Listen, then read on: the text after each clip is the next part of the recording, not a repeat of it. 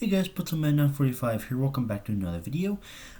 Today I'm gonna do something, type of tier list that's very different from the other kinds I've done, and not really like a topic that I've made videos about. But I'm gonna be making a Persona 5 Royal Confidants tier list here. Now, unlike literally every other tier list on YouTube that I've seen do these things, I'm actually going to rank it based on the story and the character arcs. Because quite honestly, I don't really care about the combat perks that much. I play Persona 5 on safe difficulty all the time, so it doesn't matter that much to me. I'm still going to I'm gonna change this tier name to just the best, simpler, I think. But I'm still gonna keep their tier names and whatnot. Just change that. There we go. Okay. Add this one too. Okay. Now, it is worth noting I have done one complete playthrough of the game, and my current second playthrough, which I haven't gone back to in a couple months, was stopped right before Okumura's palace. In fact, I actually need to add a separate tier here, because there are actually some confidants that I have not attempted, and so I wouldn't really feel fair ranking them. So that's why they would go down there. Now we start off with a really interesting one, and that is Igor. See, Igor's he's one of the ones that auto-progresses through the story.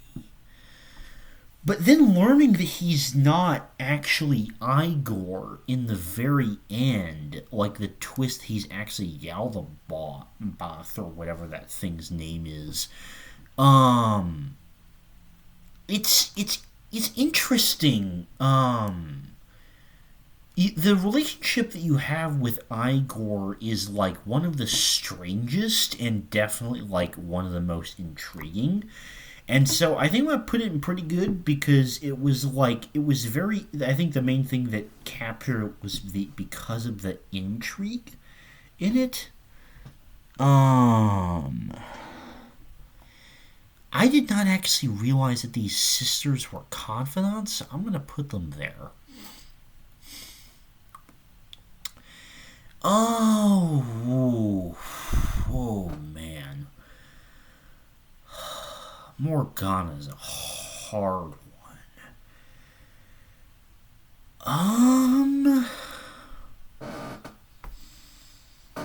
Hmm.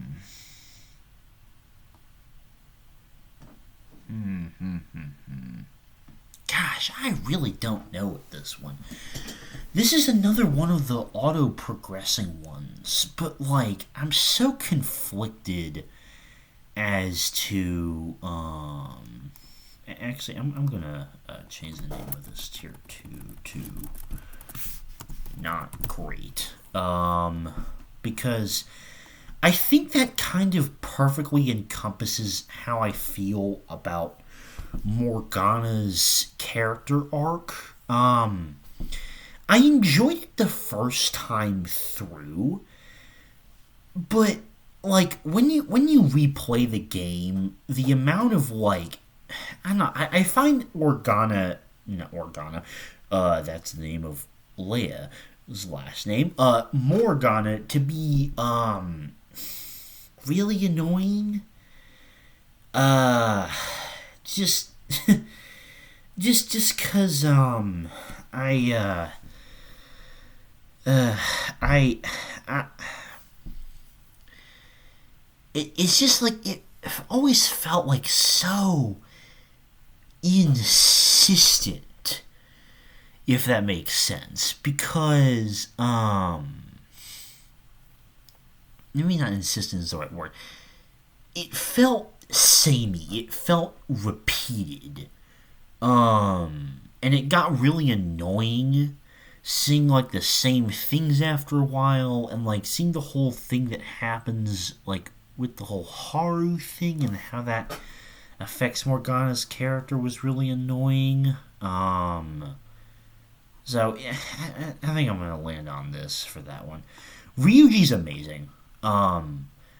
Both playthroughs I've done, even though my second one isn't complete, I've already maxed out Ryuji. My first playthrough, he was the first one to max out.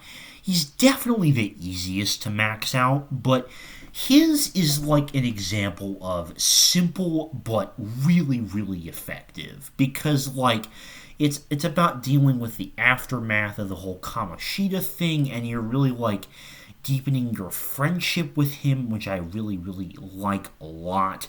You have him like deal with the scummy like person that was gonna replace him, and is basically like a mini Kamoshida, but you manage to like expose him in time and stuff like that. And then you have him deal with the fall of the running team, and you get to learn more about that because it's only mentioned briefly in the main story. I freaking love Ryuji and his like entire like companion thing, confidant thing. It's great. I really like it. Same thing with Takemi. I think that her story about like helping the kid is really, really engaging, and also like I know I said this wasn't like combat or benefits focused, but like when you max her out, you get some insanely broken like not insanely broken, but like really, really good like quirks at her shop. So I really like that. But like her story of like how she wants to like save a kid in the hospital and the whole controversy that happens with that is really, really engaging. And the social requirements aren't too crazy if I remember correctly. I think it's just like the I think you have to have pretty high charm. I don't remember what else it is besides that. I don't remember it being too ridiculous. So I really loved the Kemi's one. This one no, this one no. Granted, I did not fully complete this one. I think I only made it like 3 or 4 levels with Oya, and let me tell you, that's something I regret doing in the in my first playthrough, because it's so boring. It's literally like the least interesting confidant character ever. So, yeah. For that reason, I'm like, I didn't like it a whole lot. Just not like, yeah, just not interesting. Yusuke, that's average, I think. I maxed him out in my first playthrough, and he doesn't have any ridiculous social requirements. And I just feel like his mini arc is kind of like a less interesting version of Ryuji's, because it's like kind of like an aftermath of him doing the same things he likes, him discovering the art and all that, and finding value in his own art, which is kind of interesting, but it's just like not as good as some other ones. But I still didn't mind it. I'm not gonna rank Haru because I only did like 2 ranks and I remember like nothing about her. I also didn't even know that the fortune teller was even a confidant that you could get. Why is... Oh man, this is so complicated, because this is another one that I didn't complete. Um, so this one is really hard for me to judge because like it seemed kind of interesting when I was like a couple of ranks into it, but the fact that you have to have level 4 guts is such a ridiculous prerequisite for this. Like, why did it have to be Dauntless? It could have been at least level 3.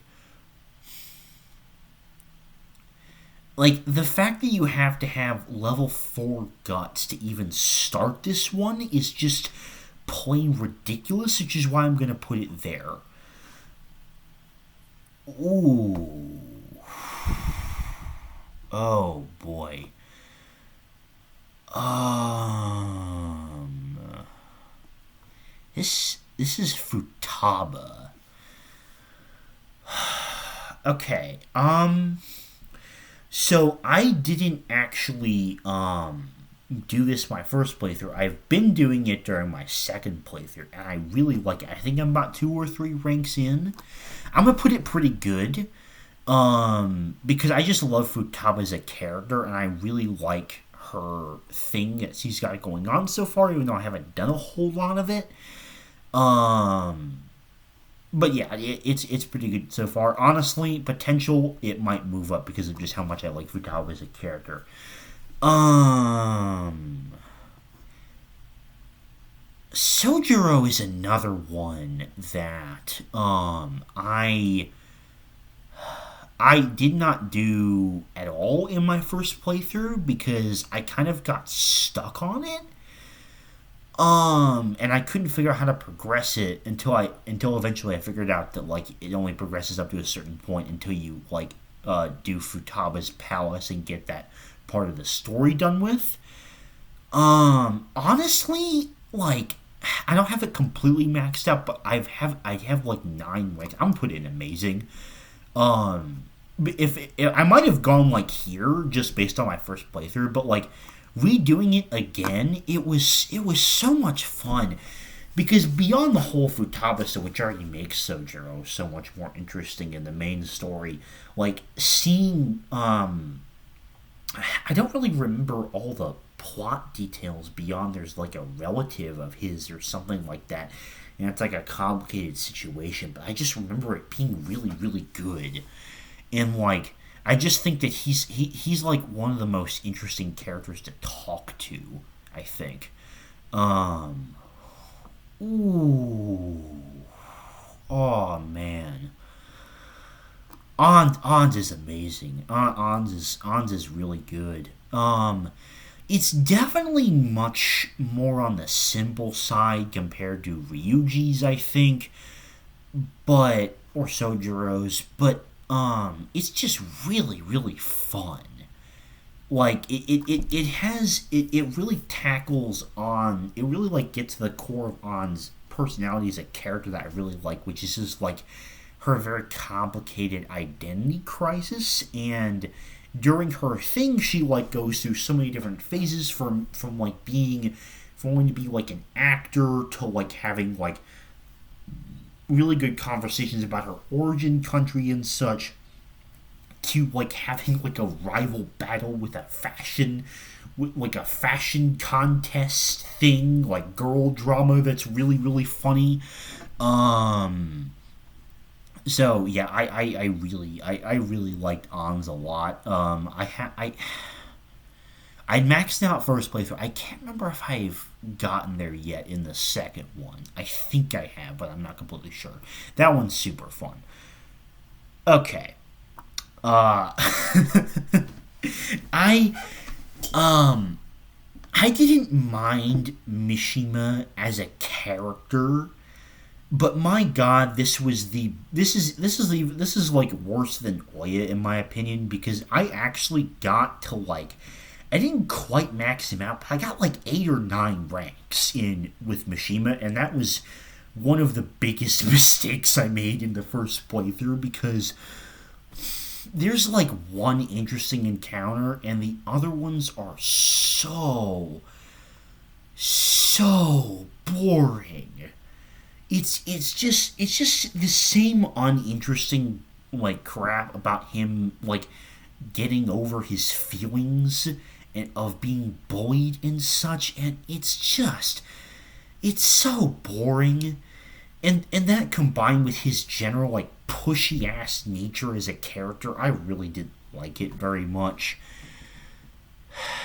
Okay,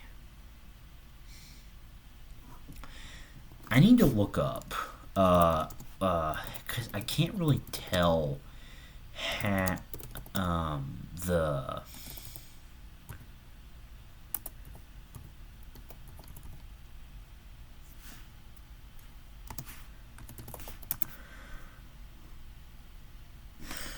Oh, okay. I don't know why I couldn't tell from the picture. This is obviously Makoto. Oh, that one's really good too. This one is less like well, no, I shouldn't even say that. I think it's like in fact I actually like it better than Ryuji's. Since we're like ordering these. Uh Man, it's it was a lot of fun because it's really they take a really interesting direction with her character in like having her want to explore different things. So you like go to the arcade and you have her like helping out students because she's like the student council president. It's like a big part of her personality, including like faking going on a date, which is really funny. You do there are some kind of strict social requirements for this. You have to have I think it's like rank 3 knowledge to even start her thing, and I think you have to max the knowledge by the end, as well as maybe the charm. I could be mixing those up. So kind of strict, but honestly, it's really worth it. Unlike this guy's, um, and and and the fact and like the way that it leads into being able to romance her, I think is just great. Since you can't romance best girl Sumire right away, I think Makoto's like second best option, honestly. Um, Hifumi. Hifumi was pretty good, honestly. I liked Hifumi.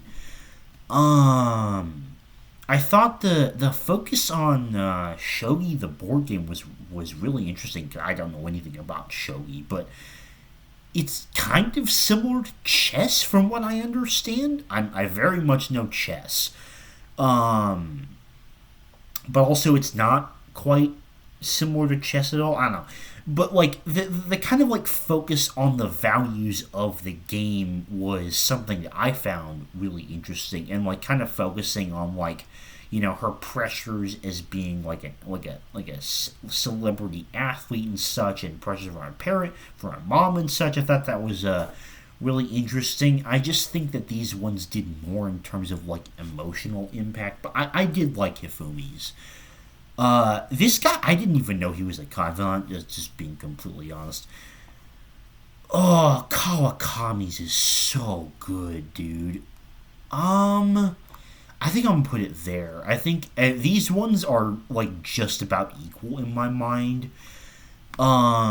This is also like one of the most useful ones to max out because at a certain point you get like whenever you're like have done a palace or something, or you've done like an activity for the day and it like tells you that you're too tired to do anything else outside, then you can get her to give you a massage once you rank high enough, and then you have the evening open. And I cannot tell you how crucial that was for me, like late game, especially first playthrough, and for maxing out a lot of confidants, especially ones that were evening only. Um, but also just like her story is really really interesting because like she covers it up a lot at first. At first is because of like hospital bills and whatnot, but then you like fully learn the story behind her guilt and like why and like her struggles as a teacher, and it's really really compelling. Um, I have not romanced Kawakami. I feel too weird doing that. um, who is that? I need to look up who. Which has the change this to the tower arcana. Let's see.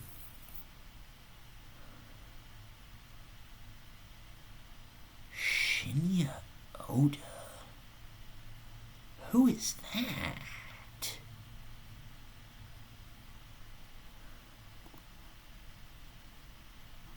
Who is this guy?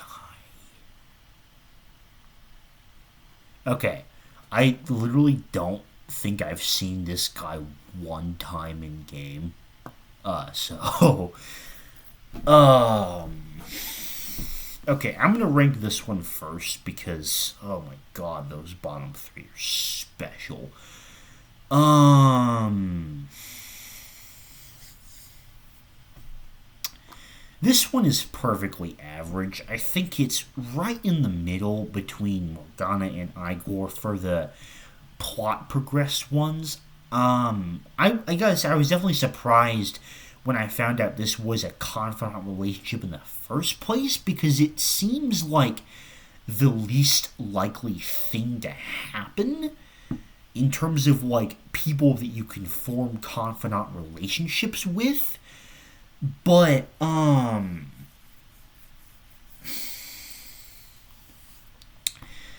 I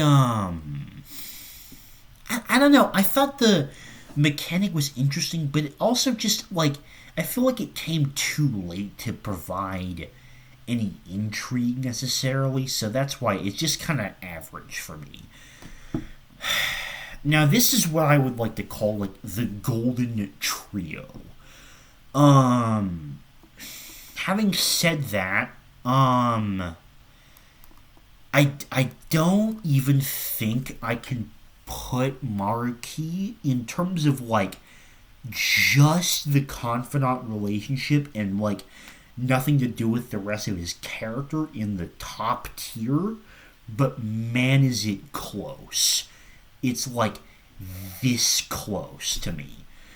Um because like the conversations that you have and the way that like is further explored with his depth of the character is so interesting to me. And on top of that, like revealing his backstory and the guilt he feels about things, but especially if you've played through the first semester and the dialogue is just absolutely genius. Like there's so many like the connections and foreshadowing is so good. um you know what, F it, he's top tier. I can't even John myself and say that he's like not. He's too good.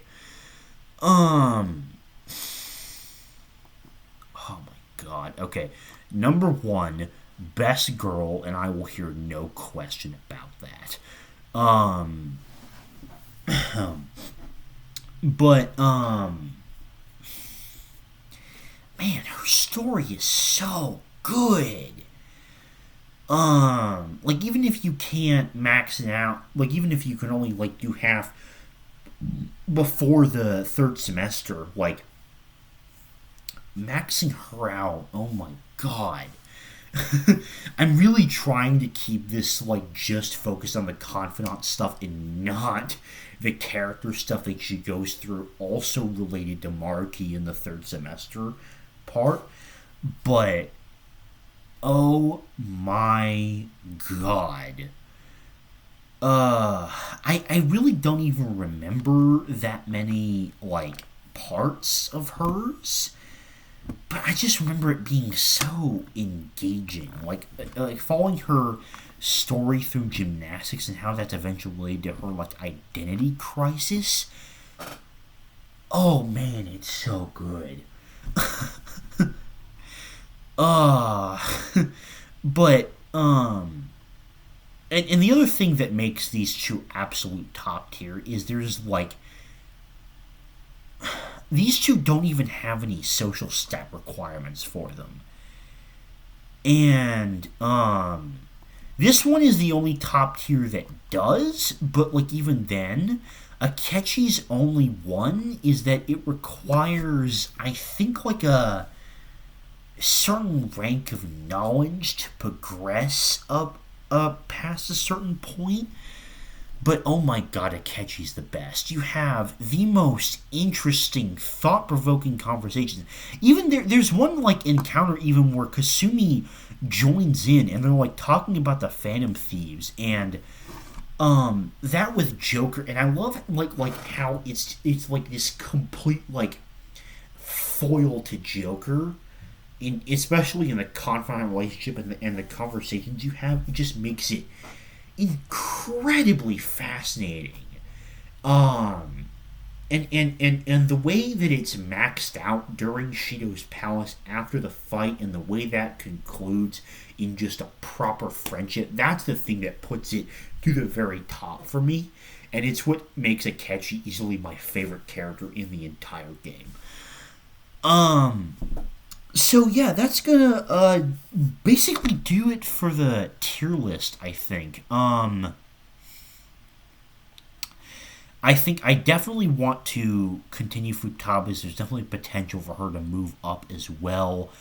Um, I think that I would be curious about trying this one and the Fortune Teller if they're available, and I definitely maybe want to I maybe see if this appears at all. But I also definitely want to do more of Haru and see that gets like a proper ranking on this tier list. But for now, in terms of, I think I was still able to rank a pretty adequate amount here. And I think it has like a pretty nice, balance of stuff. Obviously, a little bit stacked in the amazing tier, but just how it goes, I guess.